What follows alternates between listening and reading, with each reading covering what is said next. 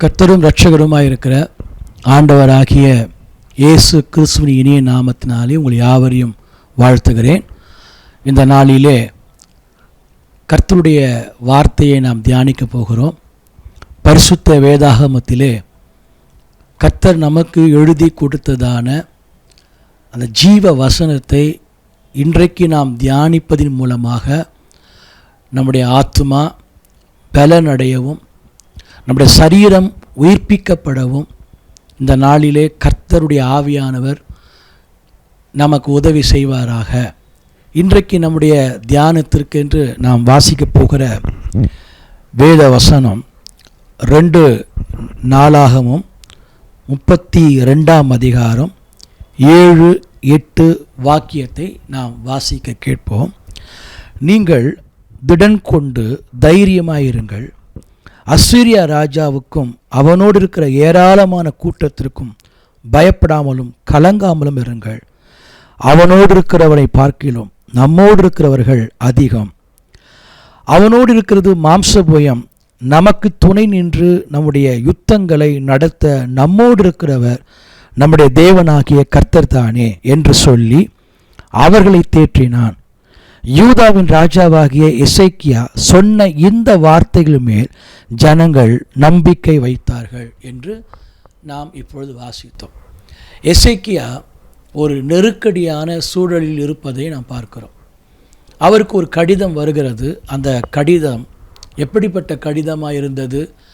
தூஷணமான வார்த்தைகளை அசீரியா ராஜா எழுதி அனுப்பியிருந்தான். அந்த வார்த்தைகள் எசேக்கியாவுடைய இதயத்தை காயப்படுத்தியது, மிகவும் வேதனைப்படுத்தியது.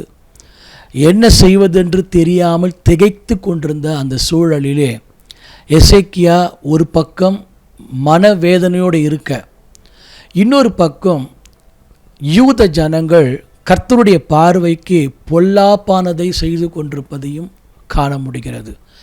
யூத ஜனங்கள் கர்த்தருடைய வழியை விட்டு விலகி இருப்பதையும் கர்த்தருக்கு பிரியமில்லாமல் வாழ்ந்து கொண்டிருப்பதையும் ஒரு பக்கம் காண முடிகிறது. இன்னொரு பக்கம் எசேக்கியா நெருக்கப்பட்டு கொண்டிருக்கிறான்.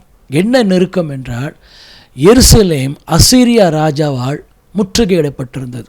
அதாவது இன்னும் கொஞ்சம் சற்று நேரத்திலே அந்த எருசலேம் கைப்பற்றப்பட போகிறது.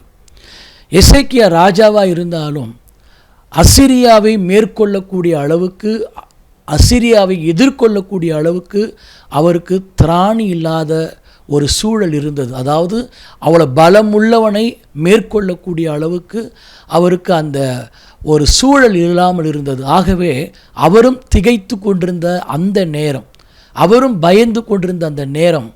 ஆனாலும் எசேக்கியா கர்த்தர் மேல் வைத்திருந்தான நம்பிக்கை அளவில்லாத ஒரு நம்பிக்கை. நாம் வேதத்தில் வாசித்திருக்கிறோம். எசேக்கியா கர்த்தர் மேல் கொண்டிருந்த நம்பிக்கை கொண்டதைப் போல ஒரு மனுஷனும் இல்லை என்று எழுதப்பட்டிருக்கிறது. அப்படிப்பட்டதான தேவன் மேல் நம்பிக்கை கொண்ட எசேக்கியா கர்த்தர் மேல் தன்னுடைய பாரத்தை வைத்தவனாக, தன்னுடைய ஜெப விண்ணப்பத்தை கர்த்தருக்கு முன்பாக வைத்தவனாக தைரியமாக இருந்ததோடு மட்டுமல்லாமல் யூத ஜனங்களையும் தைரியப்படுத்துகிறான். யூத ஜனங்கள் என்ன நினைக்கிறார்கள்?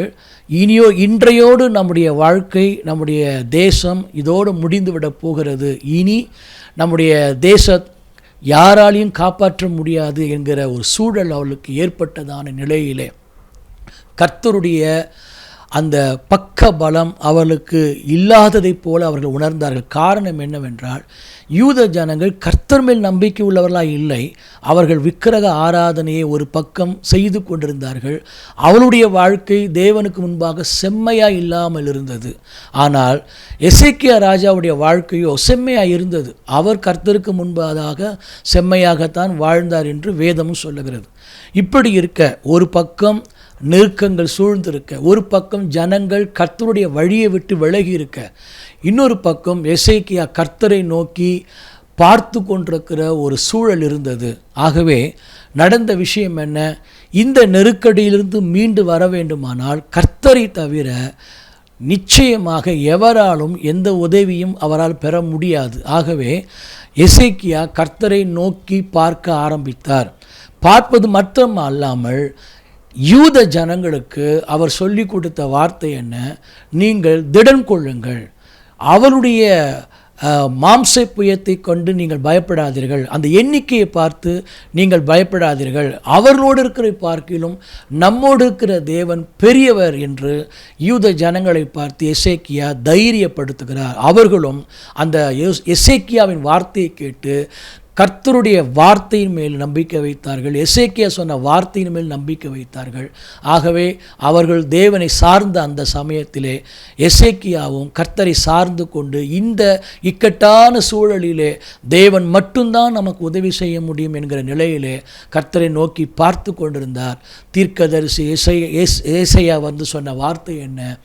நீ பயப்படாதே, இந்த அசீரிய ராஜா வந்த வண்ணமாக திரும்பி போவான் என்ற ஒரு தீர்க்க தரிசன வார்த்தையை அவர் கேட்டார். கர்த்தருடைய வார்த்தையை நம்பினார், காத்திருந்தார். நடந்தது என்ன?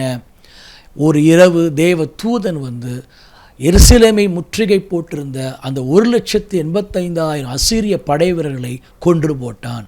அன்று இரவே தேவன் இஸ்ரவேலருக்கு ரட்சிப்பை கட்டளையிட்டார், பாதுகாப்பை கட்டளையிட்டார். எசேக்கியா தேவனை நம்பினான்.